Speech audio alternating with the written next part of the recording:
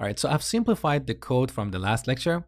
I simply removed the method getDistance because we're not going to use it later in this section.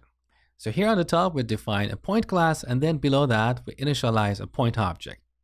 Now, this code is a little bit verbose because we have 3 lines to create a point object and put it in a valid state. What if this point object had a few other properties that we had to initialize like this? And maybe a few more here. Is there a cleaner way? Absolutely. So let me delete this first. All right. In object-oriented programming languages, we have this concept called constructor. So every class can have a constructor, which is basically a method that is called when we create an instance of that class. So let me show you how it works. In the class, I'm going to add a method. The name of this method is constructor. This is a reserved keyword in TypeScript. Now this method can have parameters. So x, which is a number, and y, which is also a number. And then here in this method, we can initialize these fields. So what should we write here? This dot x, we set it to this x argument that we get here. And similarly, this dot y, we set it to y. Now look, we got a compilation error here.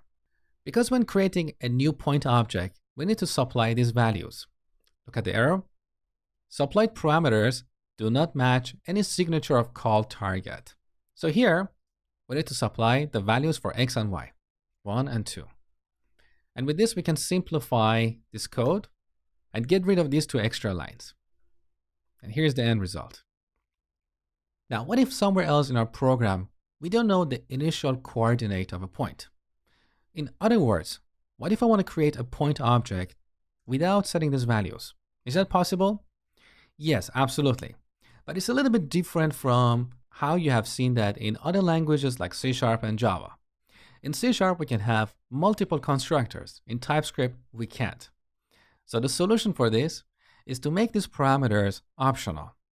So here, after x, I add a question mark, and that makes x optional. And similarly, y should be optional as well. Because once you make a parameter optional, all the other parameters on the right side of that parameter should also be optional. This is a rule by TypeScript and a lot of other programming languages. So now look, we don't have a compilation error when creating a point object without initial values.